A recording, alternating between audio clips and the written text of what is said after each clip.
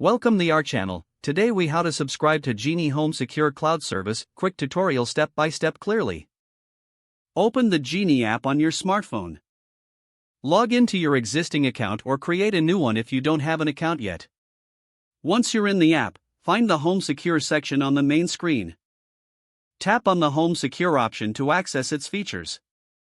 Look for the Cloud Service tab within the Home Secure section. Review the available subscription plans and choose one that suits your needs. Tap on the selected plan to proceed. You will be prompted to enter your payment information. Fill out the required fields securely with your credit or debit card details. Double-check your information for accuracy. After confirming your payment details, tap on the Confirm button. You should receive a confirmation message acknowledging your subscription. Check your email for a receipt and further instructions if necessary. Your Geenie Home Secure cloud service is now activated and ready to use. Explore the features available to you through your new subscription. If the page does not load, refresh the browser or try again in a private or incognito window. Make sure you are using the correct email address, then retype it carefully to avoid small typos. If your password is not accepted, use the reset option and create a new strong password you can remember.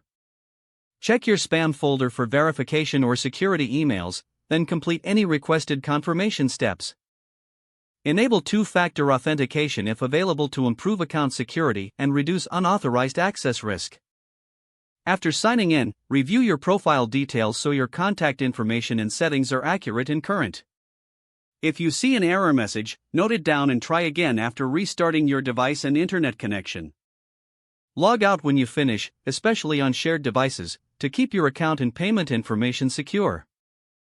If the page does not load, refresh the browser or try again in a private or incognito window. Make sure you are using the correct email address, then retype it carefully to avoid small typos.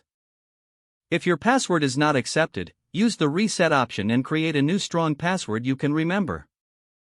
Check your spam folder for verification or security emails, then complete any requested confirmation steps.